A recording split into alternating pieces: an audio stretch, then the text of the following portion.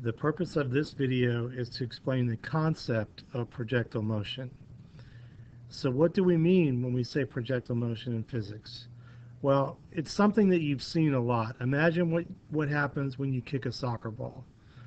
The ball goes up in the air and lands far away from you after it has come back down.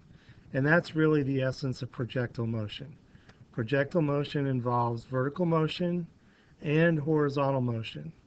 Now we are going to put some conditions on how things move in order to call it a projectile, but essentially it's just the combination of those two motions, things going up and down and things going sideways.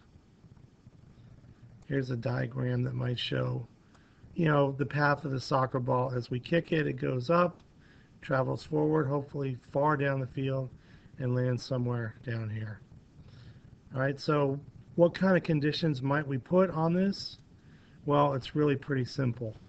The vertical part of motion when we talk about projectiles is free fall, and the horizontal motion is constant.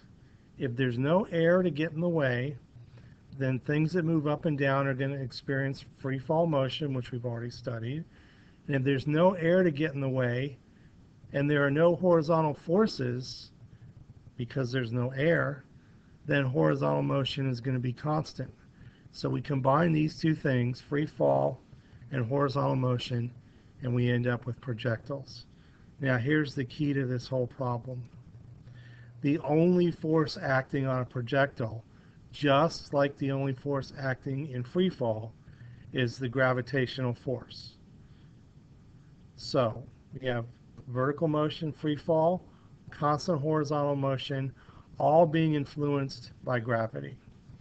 So let's take a look at this in a little bit more detail and see if we can figure out how we can combine free fall motion vertically and constant motion horizontally to produce this signature curve that everybody recognizes as being a projectile.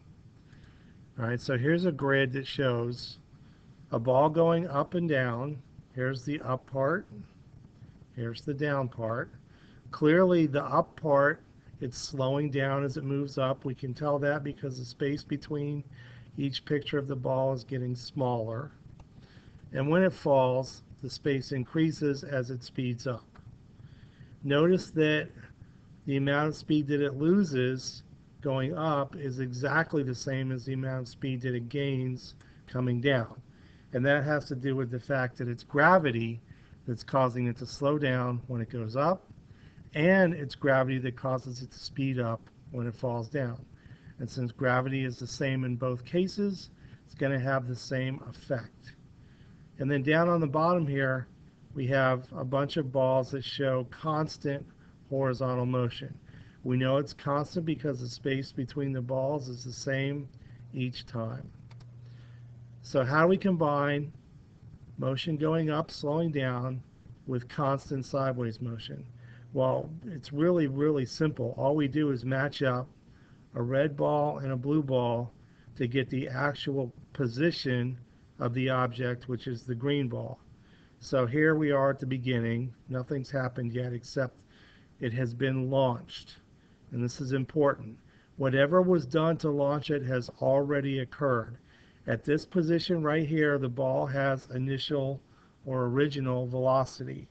And now gravity is the only thing that's going to affect that velocity. So we wait a second. The ball goes up. It goes over. Here's its new position, matching up the red and the blue. We wait another second. The ball goes up and over. Here's its new position. One more second, up and over. One more second, up and over. We have now gotten the ball to its highest position.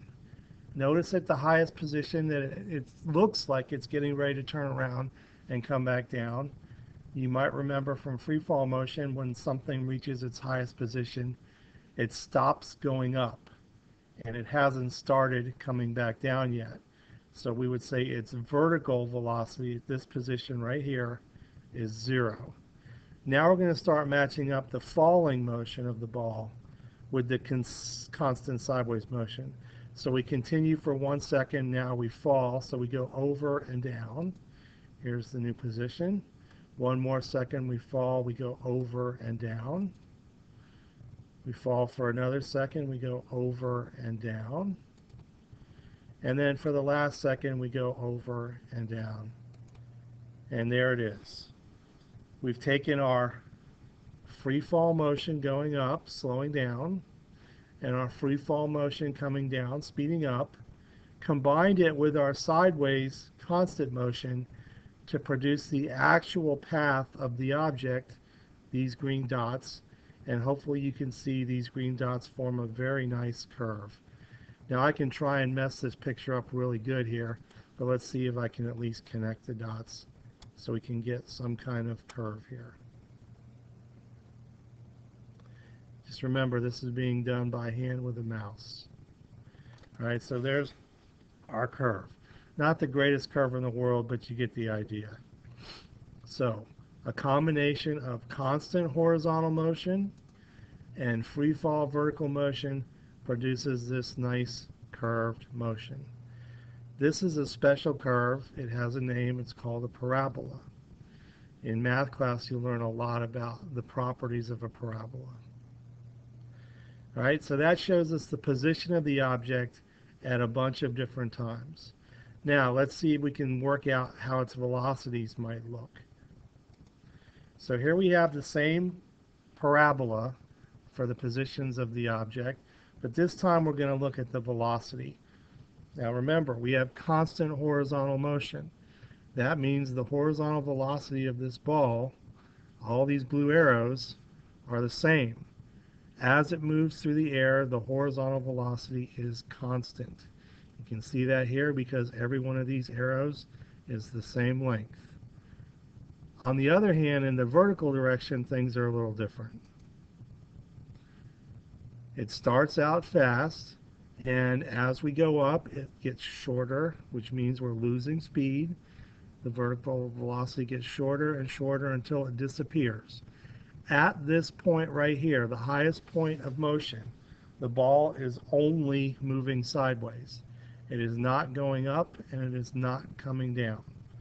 Remember again, from free fall, at the highest point in the motion, the vertical velocity is 0.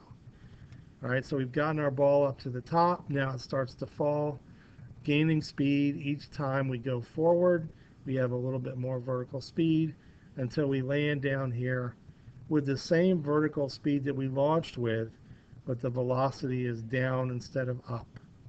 So it's in the opposite direction. All right, so to recap, constant horizontal velocity, vertical velocity decreases as we go up and increases as we come down. Again, all due to the effect of gravity. So we've seen position, we've seen velocity. Now let's take a look at acceleration. What do you think is causing the acceleration of this ball? Remember, the only force that's acting is the gravitational force. So there is no horizontal acceleration of any kind. That's why we have constant horizontal velocity. So if we look at each picture of the ball here, the acceleration is going to be the same for every one of them. It's the acceleration due to gravity, negative 9.8 meters per second squared, and it always points towards the ground. The acceleration does not point in the direction of motion.